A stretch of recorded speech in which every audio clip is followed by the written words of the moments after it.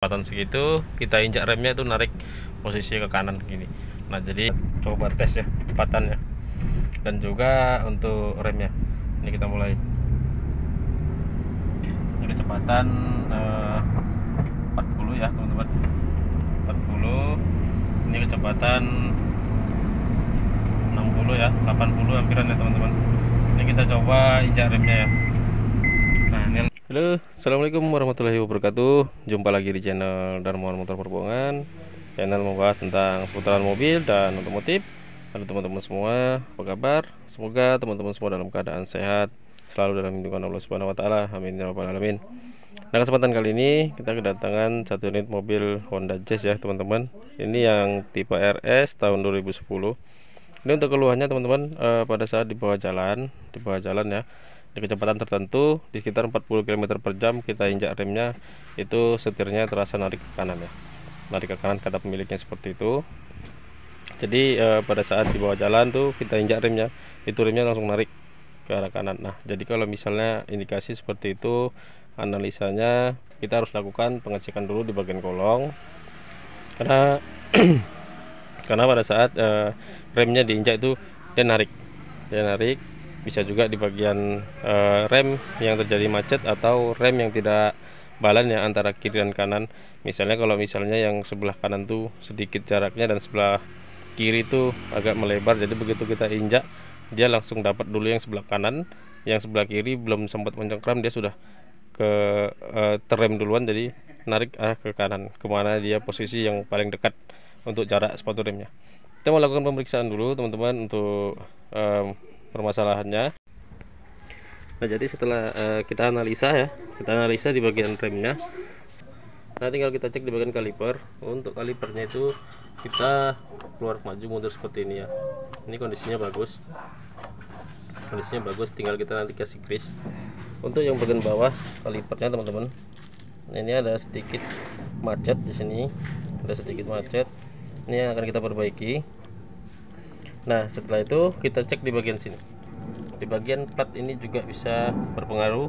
Kalau misalnya terjadi kotor, itu tidak untuk debu-debu seperti ini akan menahan kampas rem tidak mau kembali ya teman-teman, di bagian kalengnya nih.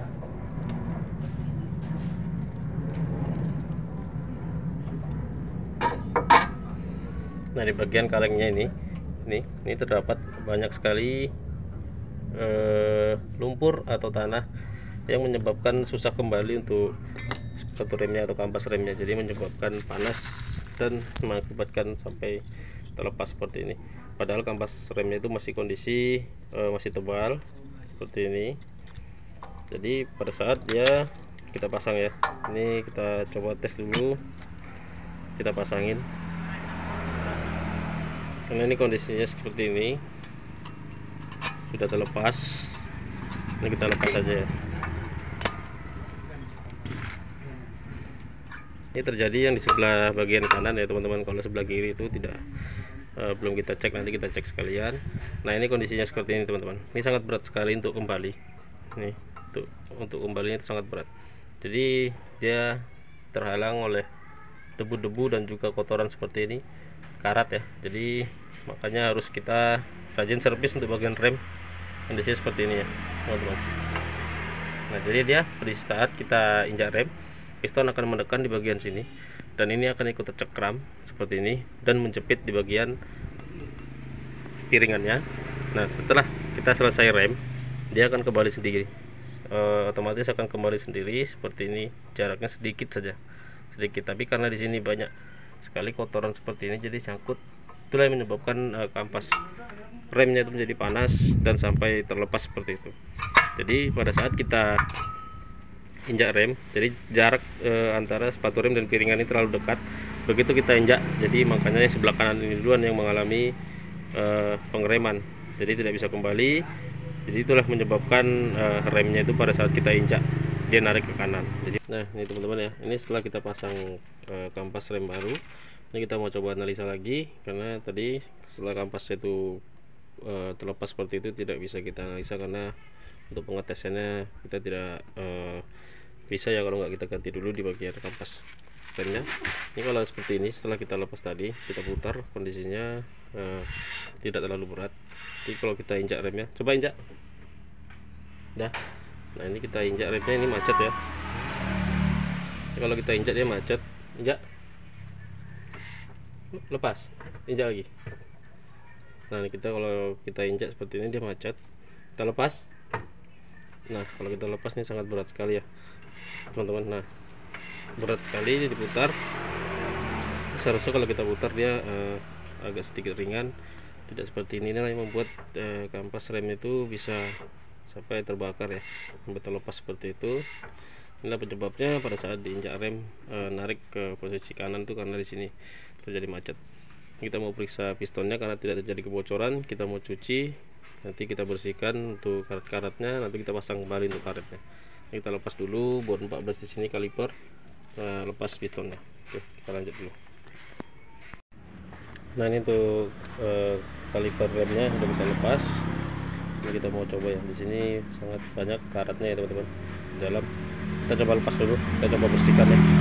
Ini kita keluarkan dulu pistonnya dari rumahnya ini, nanti kita bersihkan. Kita lanjut dulu. Nah untuk pistonnya sudah kita lepas, kondisinya seperti ini.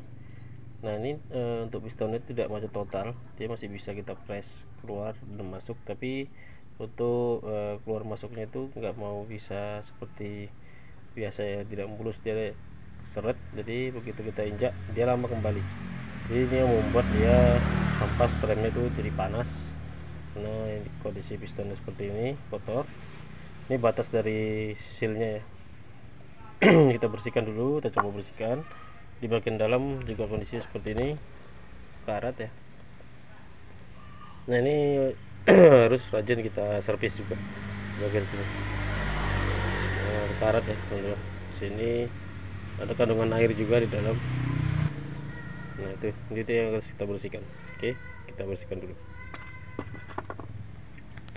Nah ini teman-teman sudah selesai kita bersihkan. Ini tidak kita ganti ya, ini kita pasang kembali karena posisi untuk sealnya masih kondisi bagus, hanya berkarat dan kerak di bagian pinggirnya. Sudah kita bersihkan, kita coba tes pasang, nanti kita tes lagi seperti tadi ya. Oke, kita lanjut dulu. Nah ini teman-teman sudah kita pasang. Ini tadi sudah kita tes ya, kita uji coba tadi. Jadi tadi pada saat kita lepas nggak kita injak remnya itu sedikit keset pada saat diputar. Ini sudah selesai kita pasangnya semua. Setelah kita cuci, kita buang angin, tadi kita putar sudah ringan ya teman-teman. Nah sudah tidak seperti tadi seperti ini tuh susah sekali kita putar. Ini sudah ringan, kita injak. Nah ini macet ya teman-teman, ini macet karena kita rem di bagian di dalam, kita rem, kita lepas. Nah seharusnya dilepas dia langsung bisa putar seperti ini. Kalau tadi pada saat kita lepas, setelah kita rem, kita lepas, itu masih terjadi lengket di sini, masih lengket, susah sekali untuk diputar. Ini sudah ringan, sudah enak ya teman-teman. Nah ya injak lagi. Nah ini kita injak rem, lepas, nah langsung bisa putar ya. Oke, jadi kita tinggal tes jalan, kita cek seperti apa lagi selanjutnya. Oke, kita lanjut dulu. Nah ini teman-teman, untuk Honda Jazz-nya ya, yang pada saat direm itu terjadi narik ke kanan pada saat di kecepatan 60 sampai 80 ya. Pada saat kecepatan segitu kita injak remnya itu narik posisi ke kanan gini. Nah jadi sangat berbahaya kalau misalnya kita tidak refleks di bagian setir ya.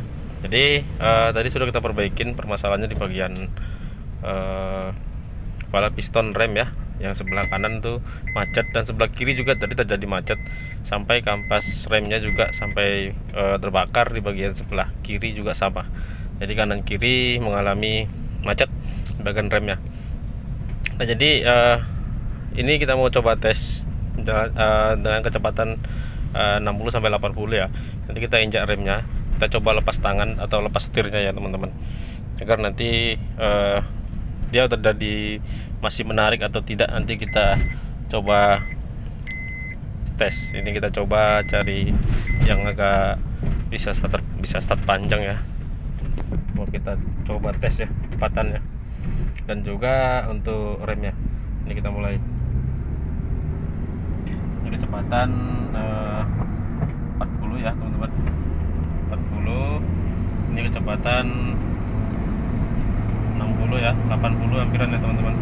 Ini kita coba injak remnya ya. Nah, ini tangan sudah kita lepas, remnya sudah tidak narik lagi. Kita injak lagi.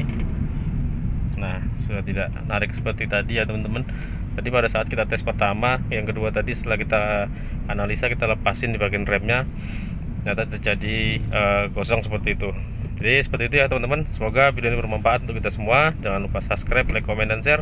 Jangan lupa juga tekan tombol loncengnya agar tidak ketinggalan video-video kita selanjutnya. Oke, sekian dulu. Assalamualaikum warahmatullahi wabarakatuh. Salam otomotif.